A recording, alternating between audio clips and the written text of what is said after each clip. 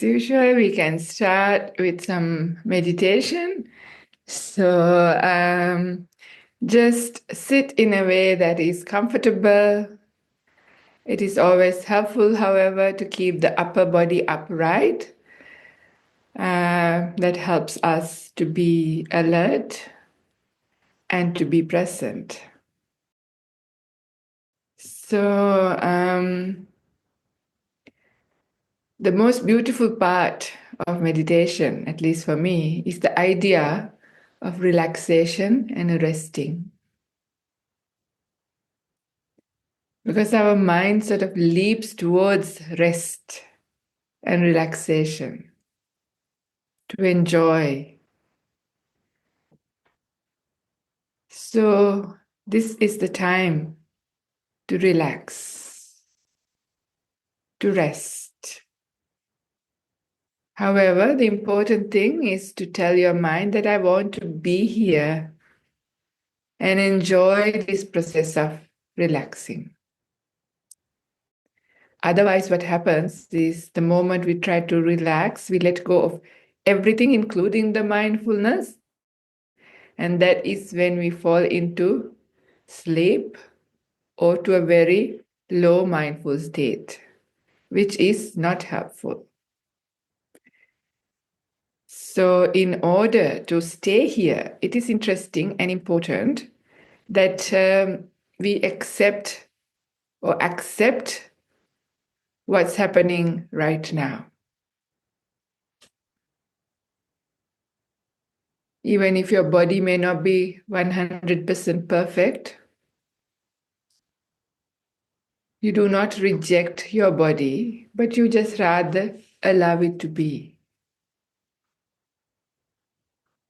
Treating your body and treating your mind like your best friend.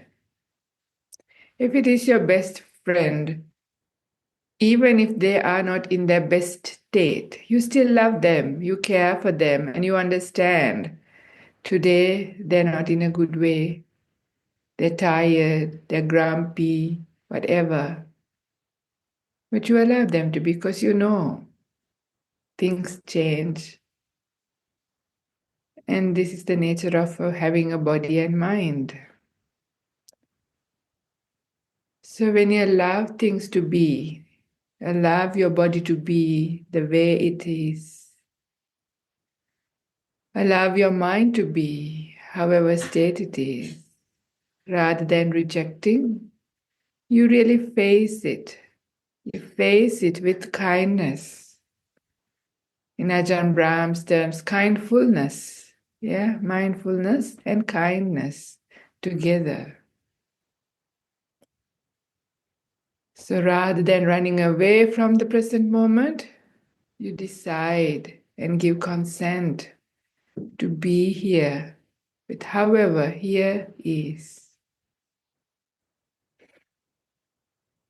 And without interfering, without wanting anything to be otherwise, you just rest.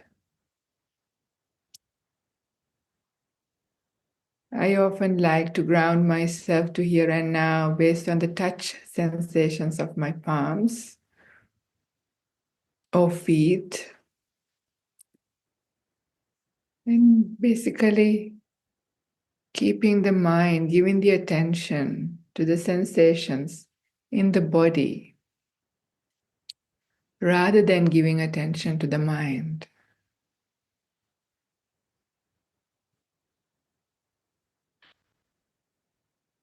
Mindfulness established on the body is a great help, a great anchor to become still, to become awakened. So let's take a little while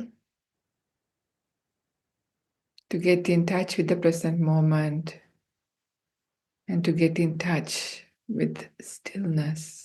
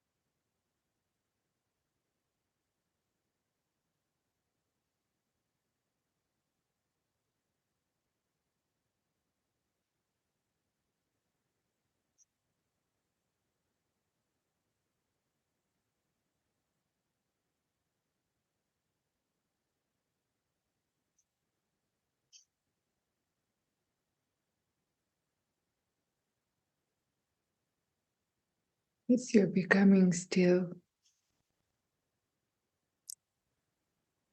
as your awareness is becoming stronger, if you notice the natural flow of your breath, then you can shift your attention to the natural breath going in and the breath going out. The breath going in and the breath going out. The breath going in and the breath going out.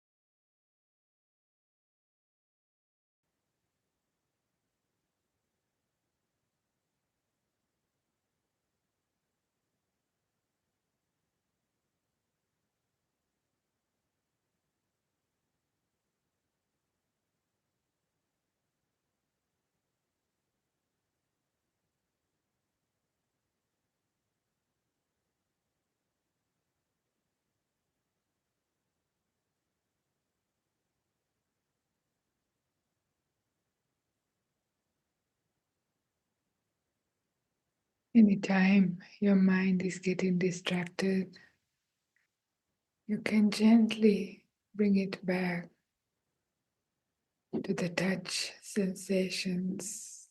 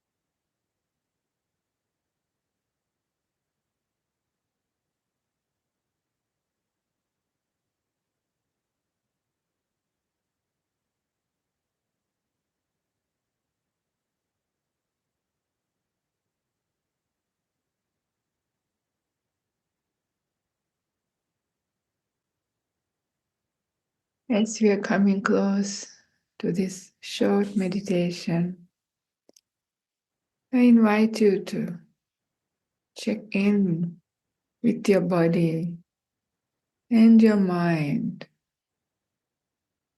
See how you feel now.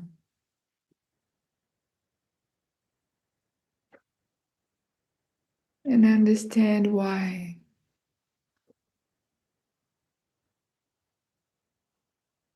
What worked and what didn't.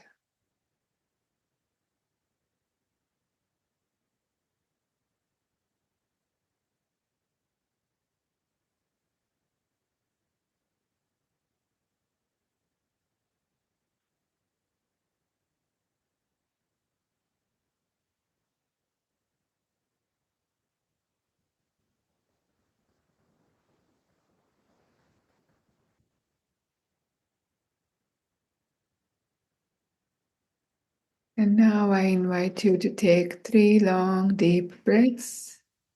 And at the end of the last one, you can open your eyes and come out of meditation.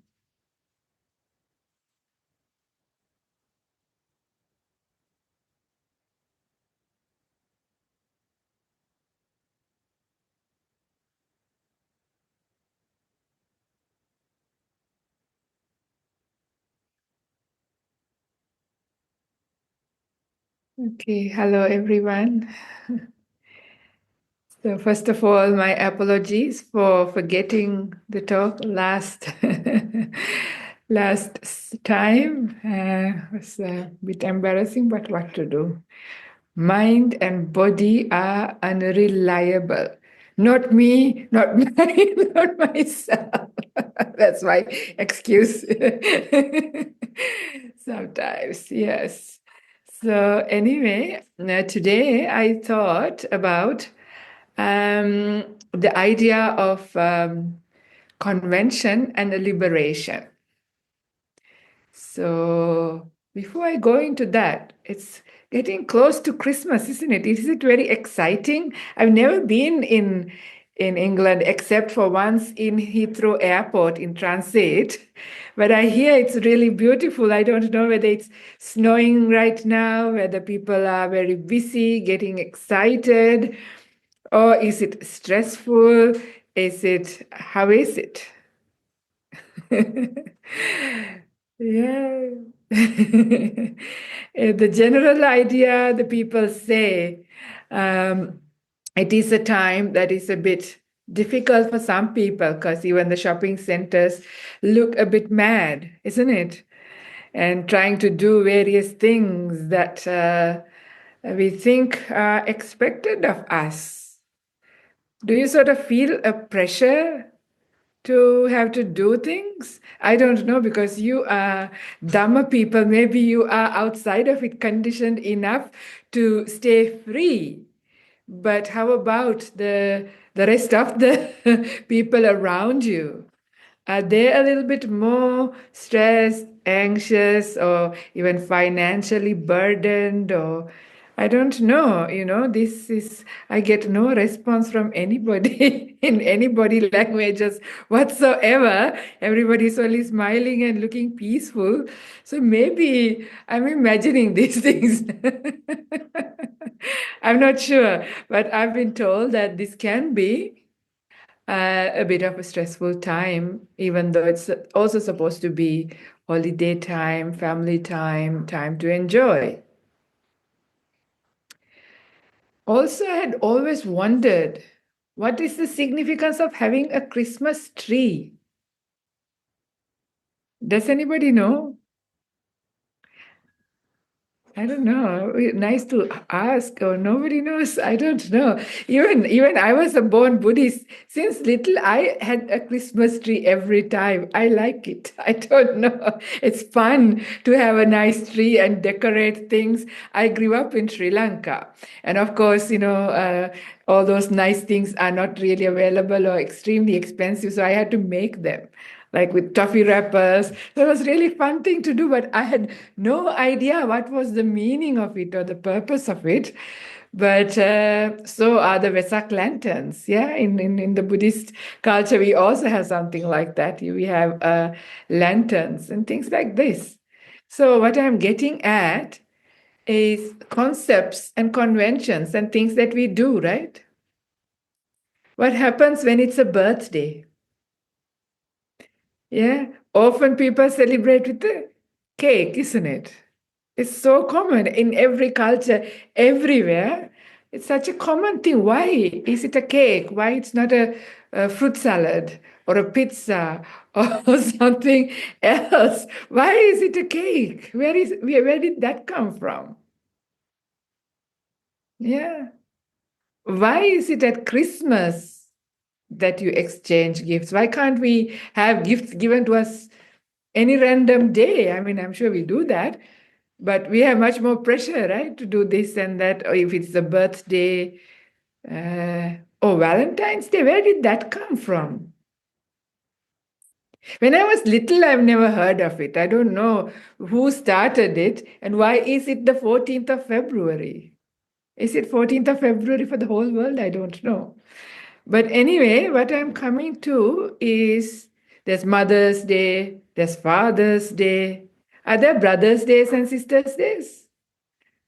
Children's Days? No, not fair, isn't it? We maybe should create some. More pressure, more trouble. Yeah. The thing is, do you think there have been many, many couples who broke up on a Valentine's Day? Because their wishes weren't fulfilled, because they expected something more from their partner and they didn't get, or they didn't realize how the other person was showing their love. I'm sure this is happening, right? And maybe the rest of the year they have expressed their love and gratitude and kindness, but this one day, if they forgot, you get really hurt. Do you see where I'm coming at? How we are kind of getting really trapped in these concepts and conventions that we have created, right? Even Christmas, New Year, birthday, Valentine's Day, all of those things.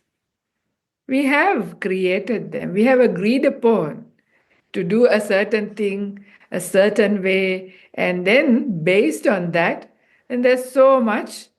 Okay, there's a lot of chat. Maybe people answered my questions in the chat, but it's hard to read and talk. I can only do one thing at a time. Anyway, never mind. The thing is that there's so many things. Think about it. All of the words, every single one of them, they are concepts, right? Words are concepts created to express ourselves. And of course, they have a practical value, and we need it. Yeah, as social beings, to function, to learn, to understand, to do anything, we need to communicate. So there are words. But how many times words have hurt us? I think previously also I mentioned, maybe I don't know, so many Dhamma talks, I can't remember where, but once I was on the highway and I passed a bridge and I saw some graffiti and it said, bombs don't necessarily kill people, but words do. It's true, isn't it? Sometimes you feel so hurt, so painful. Wrong thing said at the wrong time by the wrong person could be so powerful. Yet they are concepts. Yeah, they are concepts. And once we have taken them on board in a strong way and forget their practical limitation and go beyond that, that is when these concepts that are there to help and support us then get in the way of our well being and we become imprisoned by them. We feel pressure to have to live up to certain things, to do certain things, to say certain things. And so this is really where We are imprisoned, where all of our troubles come. I'm the mother, I'm the father, I'm the husband or the wife or the child, I'm the boss. And this is how I should be treated, spoken to, whatever, these kinds of things. I mean, they are necessary, of course, etiquette is important. Yeah, how you dress, how you behave, how you speak, all of this is important. However, the problem is when somebody does not do what is expected, getting upset about it. Yeah. So this is where it's the problem. Getting upset isn't going to help anybody. You can let them know, okay, this is not the correct etiquette for here. You don't go in your swimwear to the monastery, right? Or something like this. So you can let people know this is not appropriate behavior in this situation if somebody didn't know. But saying that in a kind, good way, in an appropriate way, not to embarrass them or whatever, is different to getting furious, upset, angry, and shout, right? Because we see that happening as well when our concepts and conventions are challenged, how we react.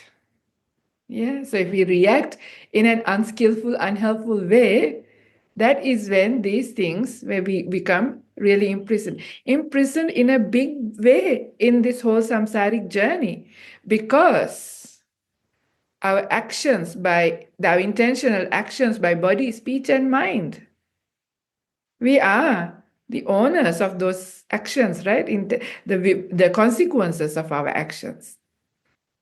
So based on like somebody challenging a concept or a convention, how we react, if we respond or react in a way that is unskillful, well, we have to reap the karmic consequence. Think about it, how trapped we get as a result. Yeah. In a split second, we might create some very heavy karma. Yeah. Heavy kind of things which will take us in a very bad destination. Very easy to do, right? We are not all beyond killing somebody, isn't it? Right kind of circumstances come, we could end up killing another person out of rage, sudden anger, the challenge was too much, whatever it is, so that's like an extreme, but so many other things. Yeah. But every time, all of these things are constantly related to these concepts and conventions that we have taken up, our worldview. Of course, our worldview, my worldview, is the right one, right? But we forget that it's not the only one. Every different country, every different culture, every different religion, so many different ways of thinking about things and doing things. And some things would be quite opposite to what we have taken as right or wrong.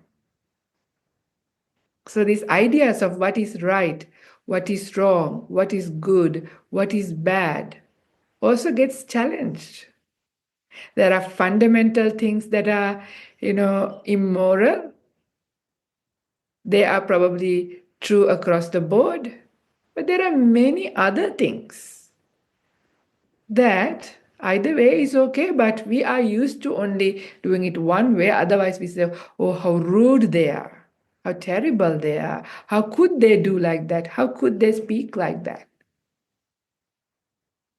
And we get upset, angry, and our whole day can be ruined. Not a day, weeks, months, years. Sometimes people remember these incidents for decades. They can't let it go. So it's really important to really remember, understand the limit of these things, why they are there, and its practical value, and leave it at that and not get affected by beyond that. And this is actually very helpful to try to bring in some peace to our lives. Because a lot of the times, our peace and our happiness is destroyed by these things. Yeah? So this is really helpful. So that's just the general thing. I don't think I have to say very much. We all can understand, relate, and do our own work, our own homework to deal with the concepts and conventions that challenge us mostly. Yeah. So we work with the ones that are repeated and are a problem every day. Maybe it's just how somebody, where somebody puts their coffee cup upsets you. How they, leave the toilet in the after they use is a problem for us. Or whatever it is that is a regular irritation. Start from small things and see why not? Why can't I allow and accept and leave it be? Because we can't control other people. We can let them know what is suitable or not, or how you feel about it, unless they're completely detrimental and harmful and take your life away or somebody else. Everything else is, not asking to accept abuse or anything like that, but other things, the general simple things that we get upset about. I think we need to learn to make peace with those in the beginning. I mean, in the first place. Because without those, to go into stillness of mind is difficult. So when you start to meditate, check in. What are these things that are shaking our mind? What is still echoing in the background of what has happened today, the day before, or weeks ago? And see whether you can look at these things in a different way and allow it to be and understand the limitations of these things. But I mostly want to also focus on the bigger problem, the bigger trap, the bigger imprisonment is taking this body and mind to be myself, right? That is also a concept, a convention. Assuming a being, assuming a self is also like that. It's really ingrained, it's so hard. Who is listening to this talk? Who is watching? Who is understanding all of these things? Who is feeling? And in the Zoom, when you look into the screen, who do you see when you look into your own screen? Me, isn't it? Even though as an idea, there's nobody here, who you see is yourself. It's such a strong idea, yeah? The Buddha says that, this is just the aggregates, it's just the body, the feelings, the intentions, the perceptions, and consciousness. But we feel that it's me and mine and myself. Now, all of these problems, this is the starting point, right? Me, myself, and I. And in relation to that, everything else gets challenged. So this is the biggest issue here. But the problem goes even further. The problem goes further is that when I assume a self here in this human realm and also sort of project into things, form lots of likes and dislikes based on these things. So that is that creation of what is called bhava in Pali in the dependent origination or existence, a plane of existence. Our attachment to these conventions and concepts technically, yeah? So when we can't let them go, then we are not free from being born again into existence. So that is that holding on to this body, holding on to wanting to experience things, holding on to want to do things, holding on to want to know things. All of those things. These are not easy things to let go, but even to sort of see that, understand that even a little bit, is the starting point of that exploration into realizing that these are just conditioned things, conditioned by all these concepts and conventions. And we realize what they are. That is when liberation happens. The Pali word for convention is sammutti. The Pali word for liberation is vimutti. Yeah, sammutti and vimutti. Similar idea in the opposite direction. One letter difference. So the conventions and concepts is what traps us in samsara, traps us in a body and a mind. When we understand what they are, that is vimutti, liberation. Conventions, concepts stay there because they are part of the world, but we are not trapped by them. So if you just do a little bit of a reflection or just a little exercise about yourself, some people, they feel like they are inside a very small, unpleasant prison cell.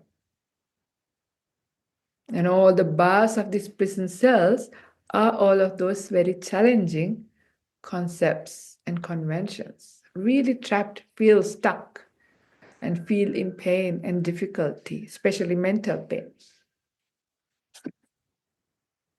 But the thing is, those prison bars are actually not real. They're like holograms. You see them, so you think you can't go through them. In fact, the prison is pretty open. But we perceive those bars and we are unable to go out and we feel trapped. So, this is being trapped by these concepts and conventions when they take them to be very real. We forget that we have created them. But once we see that, then suddenly we realize, oh, the prison is wide open. So you can walk out from that very small prison cell. Then, whatever room that you enter, maybe there's again another layer of bars that we see or we perceive. Yeah? So, those are the still remaining conventions and concepts that we haven't understood. So, we are still imprisoned by those, but now a little bit more free from the ones that we have understood and let go. Again, as we practice, as we look, as we try to see, we see again another layer disappearing. Suddenly the prison cell is open again. So we walk out. So it's like walking out, and slowly, slowly the prison is getting bigger and bigger and bigger. And one day you perceive no more bars whatsoever. Yeah, it's completely free, liberated. The mind is liberated from these things. So that is why you see beautiful verses in Sutta Nipata, for example, about the way of an enlightened being. They do not get into arguments with people. They do not really strongly express themselves. They're usually very silent because they understand about these concepts. That's also why their perceptions, they have mastery over their perceptions. Because what is creating our perceptions is also these concepts, right? Concepts and conventions is what helps us to perceive something in a certain way. But when we see the reality of the physical world is just elements. And we call something a chair, a bed, a table, a house, whatever. And things get limited. And so once we understand, that is when, you can perceive things however you want for an enlightened being. This is a psychic ability every single enlightened being have because they have mastery over perception. So they can take look at some vomit as if it's ice cream, or ice cream as vomit. It's very gross, but just to show so the perception. Yeah, they're not. They can perceive whichever way. At the end of the day, it's for us. It's either yak or yum, right? They can change their yak or yum however they want to. so it's kind of nice, isn't it? Because this is this yak or yum problem, isn't it? Through everything. I like or I don't like it. I want it. I don't want it. This is how it should be, or this is how it shouldn't be. This is good or this is bad. It's a really big topic, but it's actually sometimes blows our mind once you start to see, my goodness, how trapped we are in different layers. As the layers evaporate, we start to feel liberated, slowly, slowly, much more free, more freedom in our life, more peace in our life, more flexibility to be who you are, just the way you are, to accept things, to make peace, to be contented. It's a very powerful thing. And a verse comes to my mind, and this is from Anguttara Nikaya Numerical Discourses, book 6, sutta number maybe either 61 or 63, called Liberating Sutta. There's a beautiful verse. It goes in Pali like this. Sankapparago purisassa kamo nete kamayani chitrani loke. Sankapparago purisassa kamo tittani chitrani tateva loke. Asesa dhira vinayanti chandanti. So what it says is Sankapparago. Sankalpa is conventions. Yeah. So it is the conventions and concepts that creates passion, raga, in a person's mind. The world's pretty things are not what creates lust or passion. The world's pretty things, or whatever we call pretty things, things are just things, which has the potential to create lust. But the lust is created in our own mind with the way how we deal with our concepts and conventions. So if we try to look into a person, for example, and say, oh, I like this kind of eyes, I like this kind of hair, I like this kind of body shape, whatever it is, the things that you have taken as a concept as beautiful, nice, lovable, lovely, that is where the lust is created. Because we know the same person that you might have lust for, somebody else might think disgusting or not attracted at all. Because for them, what they think as lovely or beautiful or attractive is different. But the person remains the same person. Some are attracted, some are not attracted at all. Same with a difficult person in your life. For you, they are very difficult, hard to deal with. But these difficult people also have other people who love them, who are attracted to them, who care for them, who respect them. Right? So difficult person as well. It's also again created by the views that we have taken up. The views are created by these concepts and conventions. But see how trapped we get with these things, how trapped we get with our attachments to our people, to our things, to our jobs, to our knowledge. All of these things, they're all concepts and conventions. It's fascinating to really investigate and explore in this way and seeing these layers of entrapment, imprisonment. And whatever we can see through and understand and let go, to that degree we get freedom. Least freedom from those ones. No longer trapped.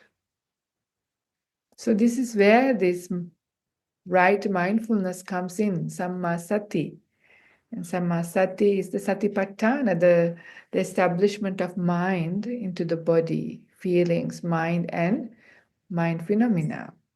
But I will just take up only the idea of body, for example, a big entrapment, the attraction and admiration of our own body as beautiful, as attractive, as good, or whatever gender you want to assume, feel, and then feel attracted to another based on this. This is coming directly from the suttas. This is how lust and passion also comes up, a big problem for us, right? This is where we're still stuck in this form of existence, stuck in human realm, because we appreciate, attach to, and crave for these things.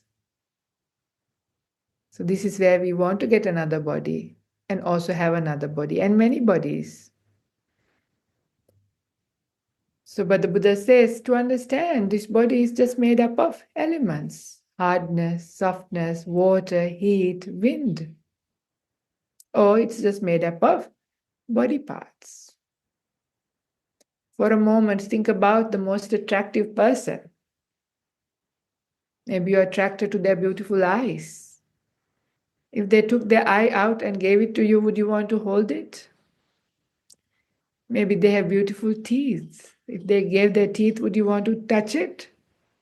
Maybe you want to stroke their beautiful hair.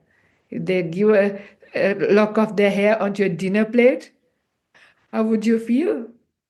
You know, individual body parts, we know, are nothing attractive, in fact, a little bit repulsive. Yet, when you see it intact as a whole, you want to embrace it, hold on to it, you know, enjoy it.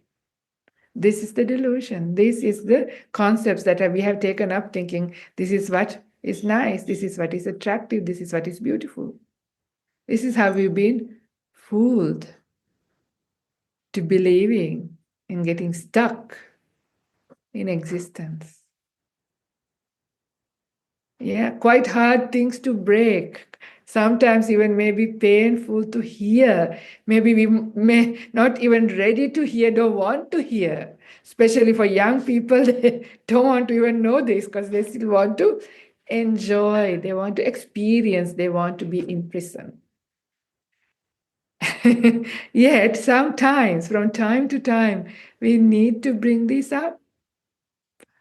Yeah, because this is how we are stuck. So when we are good and ready, it is important to make some effort into seeing these things, whatever you can. So to that degree, you get freedom. And it is extremely beautiful. That entrapment, that attraction, that craving, that is incredible form of suffering. Just because we've been fooled, this is the delusion.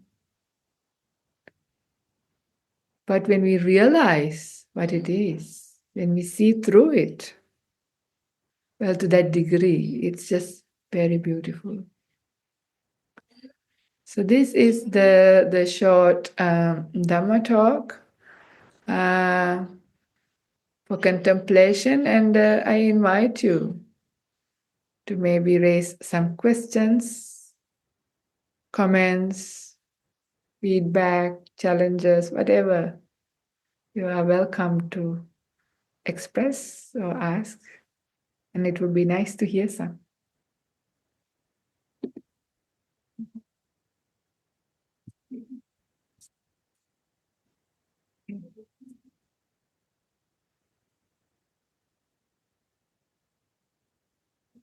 I'm looking at the chat. There's various things. Okay.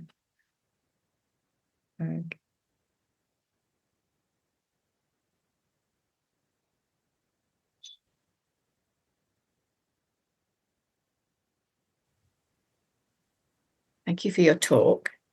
Okay. A frivolous thing. The Christmas trees were an importation in Victorian era when the Queen Victoria married a German. Mm-hmm. And in Germany, the trees are covered in snow at Christmas time, and it was an importation. But going to your talk, for myself,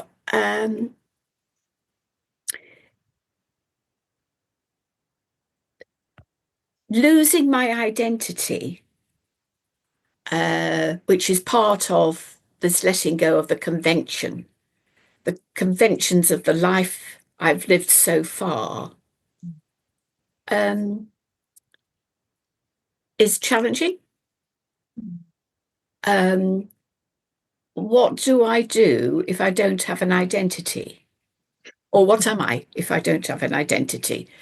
I don't expect you to have an answer, but it leaves me with these feelings or thought processes. Right. No, thank you so much for expressing that. It is for every single one of us. Yeah, it is. That is, such an important aspect that we feel, because once we feel that I'm here, which we can't get rid of, because that's a very strong ingrained feeling that we have harbored for so many lifetimes, it's there. And we have got used to creating a self around based on the people, based on the things that we have done, based on our acquisitions. All of those things is what makes you who you are, and you hold on to it, because those are the things that creates that person. Yeah, when it is there and we want to still be here, it is not easy to just let go as an idea or an intellectual exercise. It's not possible. But the thing is, the Buddha says that the truth is that actually there isn't anyone. so, so it is a realization that happens when we follow this path.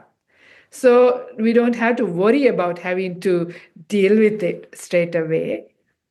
All we need to do is, we all would like to lessen the suffering in our life, right? So we all have at least the basic forms of suffering, that is the body becoming old. Old age is a form of suffering. Sicknesses that we have from time to time is a form of suffering. And the inevitable death of ourselves and our loved ones is a form of suffering. Having to being separated from things we like is a form of suffering. Things like that.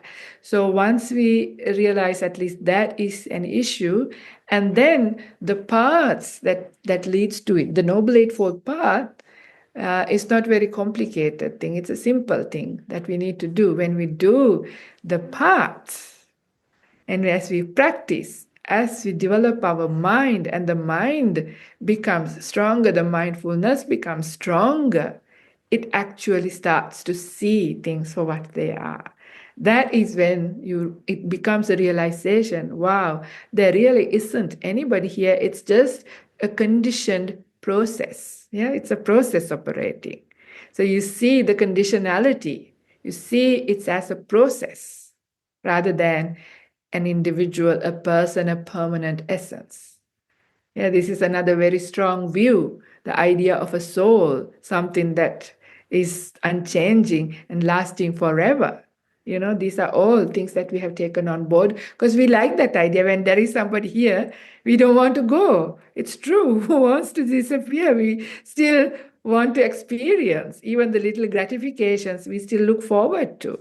And fair enough, because that's what we know. So that is why. So it's not to make it a big deal, and it happens naturally. But it is just whatever parts of it that is helpful to feel free, that is good. Whatever parts that you're not ready, you would leave it to one side and continue on with growing in wisdom, growing in stillness, making the mind into the right space for your own realization. That's the beautiful thing. So we don't take things on board blindly. It actually has to become our own realization. Then it does its work. Yeah. Anyway, that's how much I can say, because it's a deep thing. But thank you for bringing it up. It's important. Yeah. And Shirley, you can say. Thank you, Aya, for the lovely guided meditation and for the reflections.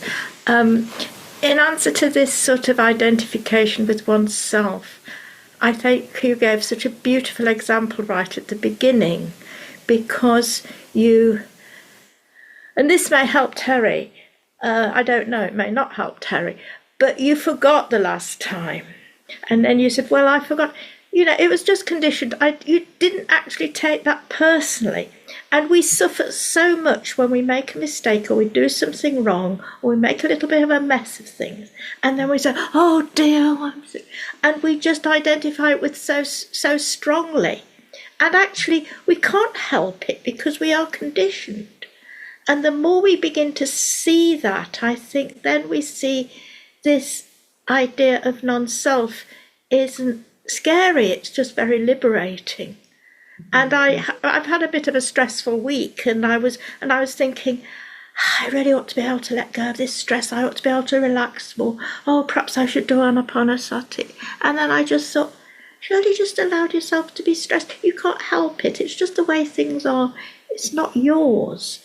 And I still didn't feel good. But there was that part of me that thought, I don't really have to sort of hang on to this.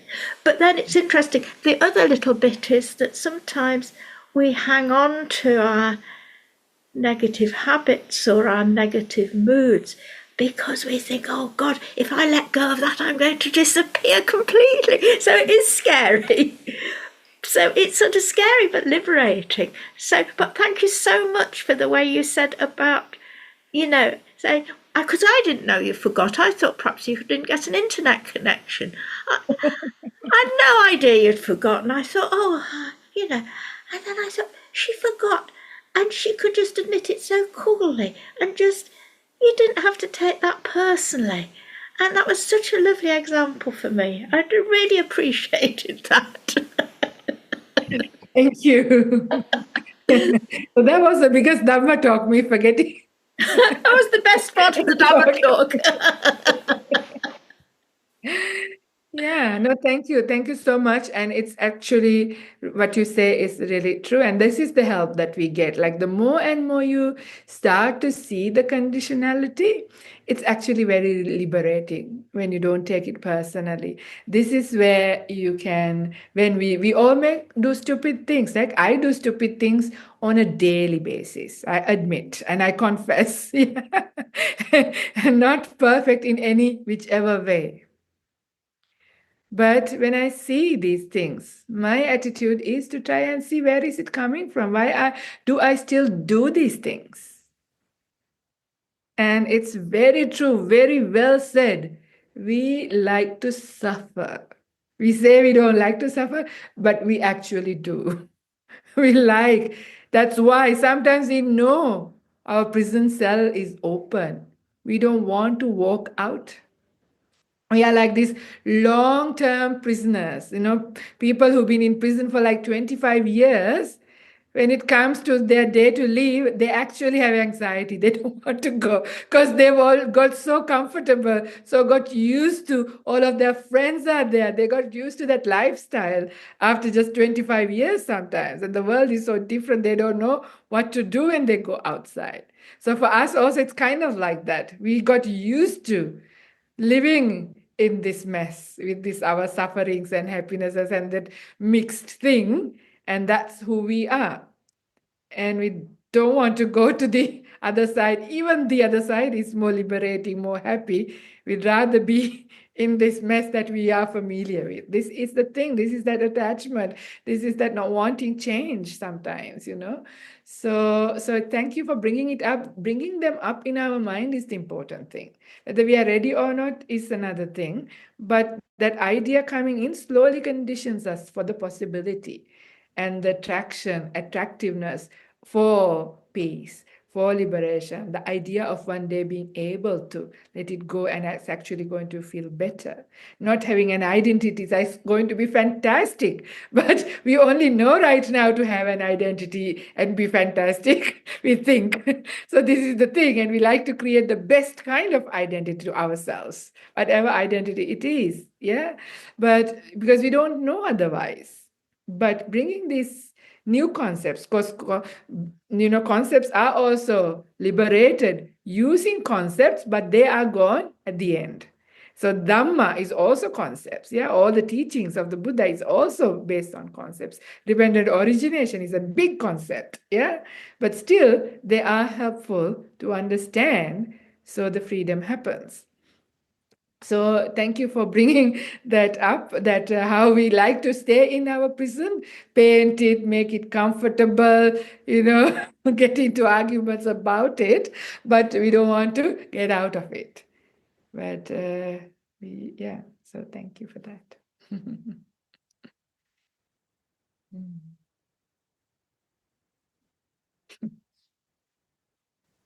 Okay, so yeah, Rekha, please speak. Yes, I want to thank you for the talk as well. And I guess I was just thinking and reflecting a little bit about how recently I've been feeling quite often like I might be missing out on life. And as much as I think there is that intellectual understanding that, our circumstances do not make the quality of my life, or certain, let's say, like sensual or worldly experiences do not make the quality of my life, I'm wondering if you have any kind of advice or reflections on even sort of like comparing to others, which I'm usually not that inclined to do, but with some things I feel like because I didn't get to experience this or that, I end up sort of feeling worse than when I'm just focused inwards. So yeah, I'm wondering if you have any kind of words No, of advice for I that. hear you. Yeah, I hear you. And it's also a very important point. So there are certain things that we know that we can use inferential knowledge. Yeah. Like, I don't think we have to take drugs, like, really heavy drugs to know its bad effects on us. For example, I don't think we need to try that out to see the problem. But there may be some other things that are not that obvious to understand. So sometimes, we might have to go through it to see it. So, like, who can say beautiful music is suffering, right? I also even use the word beautiful. It's enjoyable, it's lovely, it's pleasant, it's calming. How can that be a form of suffering, right? So that's all right. As long as it's not painful and disturbing, you listen. And you keep listen, but listen with the open mind, not getting carried away, but listen. And there comes a point, you understand. So it's this much. This is what it is. So the Buddha actually said to do this. So for all the experiences, you don't have to go searching for them. Most things just come to you anyway. Whatever experience that are in front of you, that you are already receiving, the Buddha says to pay attention to few things. One, pay attention to the gratification in that experience. All experience has some form of gratification. Try and see the danger in it. Try and see the starting point. When did it come? When did that experience start? Also pay attention to when the experience end. And the last one is, of course, the complete abandoning of it for non-arising. But maybe not all of them, but when we start to look into these things, really look into gratification. Now, the really interesting example for a way of trying to look into this, I grew up in Sri Lanka, and when I was a young person, there weren't really any nightclubs in most cities. Maybe Colombo had, my city didn't have any nightclubs. So it wasn't in our culture or anything. But of course, I read books, I watch Western movies, and as a young person, going clubbing seems to be the most fun thing to do.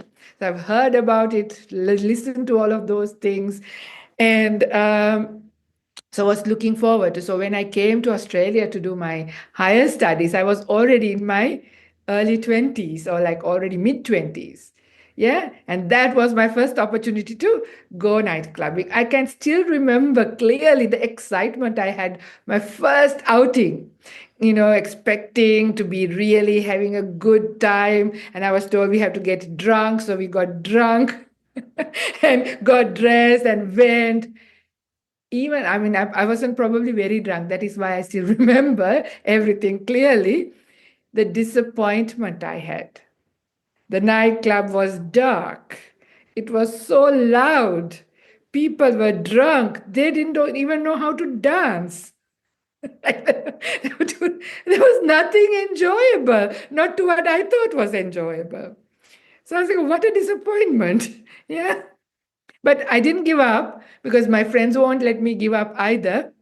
So I kept going for a little while.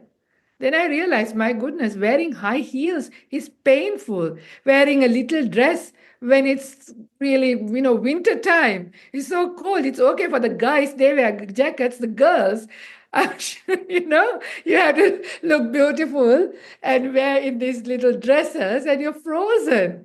It's sheer pain. I could not do it. Yeah, I really could not do it. But I'm amazed to see how people keep going towards suffering when there is no enjoyment there. I'm totally being honest here. Yeah. I'm sure you can relate to this. What I'm saying is so true. But I enjoyed house parties, for example. So, like when I'm in my comfortable, warm house, nice food, nice music, people I like, we have a nice conversation, dance a little bit. That part I still liked at that point compared to the nightclub. But then again, you see, okay, this also after a while, you see, same joke, same this, it's tiring, much better to sit and meditate when I started meditation. So the process was also like that. I was a very, very sensual person. In fact, I had a party almost every day at my home. Like I had a jacuzzi in my backyard, a wood-fired pizza oven in my backyard. I had all the liquors, I'm sorry to say, to make cocktails at my house. And I would have friends over almost every night. Somebody would come. I used to like to cook. So this is how life was for me. And I love dancing. I love music. I love movies. And when I started meditation, that was because something that was in my head that I should meditate. So I went to meditate. I didn't think of giving these up. I couldn't. I liked them too much. So I would sing, I would dance, I would do this, and I would go and sit.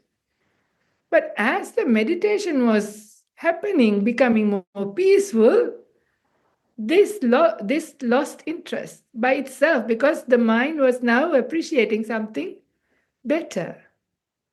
It has to come like that. Yeah, when your mind experiences something better, these fall out, not by force. And you see, wow, that actually grows. The sound, the music that I used to like is now like really painful. The dancing, now when I look at people dancing, I think they are crazy. I'm mad. Intelligent adult people shaking those bodies in these stupid ways. What a stupid thing to do. Yeah, this is the perspective now, right? But not then. This is the truth, right? So this is all these experiences are like that. Yeah, but you have to experience something. So the simple example is also, I don't know how to say it in UK, but in Sri Lanka there were two chocolate brands called Edna and Kendo's. Nowhere near as good as Cadbury, for example. So for us, Cadbury was luxury, very expensive, but nobody has eaten. Most people haven't. So then you like, between the two, Kendo's was better. But after you ate Cadbury, you cannot eat the other two chocolates. They're disgusting. But then after maybe you eat other superior things, I don't know whether Lindt or some Belgium chocolates are superior to Cadbury, I don't know. But then you know what I mean, when you have tasted or experienced something more refined, you can't go back to the other thing. It's difficult. So this is like a gross thing, but when it comes to mind, it's the same. So when the mind experiences another form of happiness, another form of joy, another form of bliss, that is when it lets go of the other. So not to force any of those things, but keep looking. So keep watching. So I had a very interesting period that was overlapping where I would still out of habit do, then I feel strange dancing and I see myself dancing. I mean, this is while I was still a layperson and meditating. And it's a very interesting experience of, that intermediate phase of now your dance is transforming into madness. The music is transforming into something different. Really interesting experience. Yeah, not to be frightened because you're not letting go without anything to enjoy or be happy. It's a gradual. Yeah, you hold on to something a bit refined and you let go of something that is a bit gross, and then you go to the next one that is more refined, and this you don't have to let go, it falls out naturally.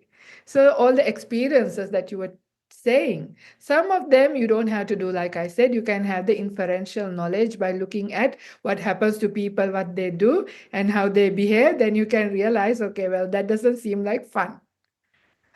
So other things, it's hard to know. So you can experience if it's not too detrimental, but open with open eyes. Question, is this really fun? Or am I being just fooled or conned to be this way? Because we are often robbed, not often, we are completely robbed by the sensual world, robbed by money, robbed with our time, robbed by our emotions, for everything. Yeah, we are being completely robbed by these things. How much money we spend on things that doesn't bring us complete satisfaction, not lasting satisfaction, lasts for a very short time, but we have to invest so much in suffering, yeah, earning that money to go to that music concert, which lasted only so much and gave you a headache afterwards. Sorry, that's the reality, right? So, so just have open eye and investigate, be courageous, face it truly. Our problem is we don't want to. We want to somehow have these little things to enjoy thinking, otherwise I have no happiness in my life. So I don't want to see its suffering part. I just want to enjoy it. So you have to be ready. Oh, that is a cat listening to my Dhamma talk. Yeah. So yeah, anyway, I hope that's helpful.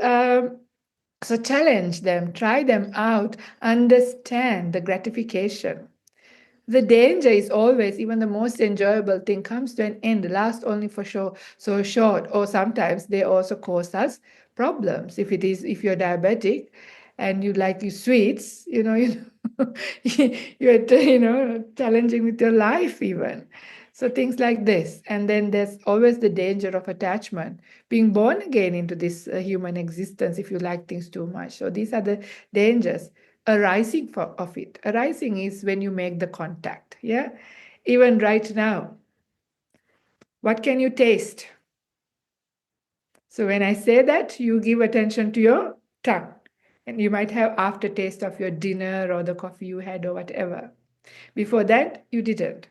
So that taste came to life with contact, yeah, when you gave attention. And now if I ask you what can you smell, then you give attention to the nose and the taste is gone. So all of the other experiences too only come to be with attention and with contact happening. And the hardest thing is we never see the ending of things because we are on to the next thing. So we don't see the ending of things, but we mostly see just the beginning. Or we only become aware in the middle. From middle to middle, we jump like monkey from branch to branch. So for us, things are the good things always don't last enough. The bad things feels like they're forever. But good or bad, they're only there while the contact is there. So this is that arising and passing away aspect. That is, then also you don't get fooled by these things. Then you also don't get robbed. You don't allow yourself to being robbed by the sensual world. You see, okay, this is not worthwhile putting in so much of my energy, time, and money, that hard-earned money, hard-earned with suffering, right? Going to work, having to pass exams, being in traffic. Sorry for rubbing it in. Sometimes you got to do it. It's all to get that little gratification, right? To go on your holiday, to eat your food or whatever, how much suffering you invest in. So this is being rubbed big time by the sensual world. So sometimes bringing up that awareness, you realize, well, what do I need and what do I want? So your needs is what you need to maintain this body and to get enlightened, to support yourself. Your wants are all those things that the world tells you, the concepts and conventions again. So yeah, that is where you can become wise. So the wisdom arises when you see that arising and passing away of things, like how they come to be, what they are, the gratification and danger in these things. Then you grow in wisdom. This is helpful. Anyway, that's all I will say for that.